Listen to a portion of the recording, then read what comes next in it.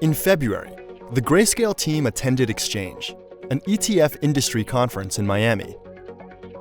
To showcase our excitement for the ETF industry and the recent approval of Bitcoin ETFs in the US, we decided to put on a one-of-a-kind drone show to celebrate the growth of the crypto asset class and Bitcoin's entry into the ETF product category. Our show told a simplified story of Bitcoin. For a long time, our world has been characterized by centralized systems of organization. These centralized intermediaries amassed power and controlled the flow of information and money. But what if there was a different way? Introducing the blockchain, a new system of organization based on decentralization.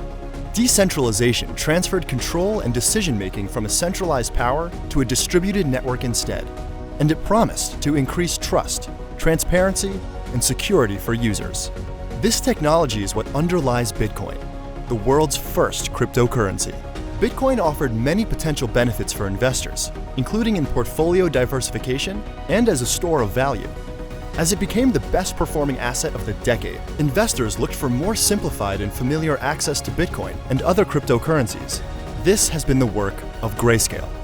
Grayscale began creating crypto investment funds in 2013, starting with Bitcoin.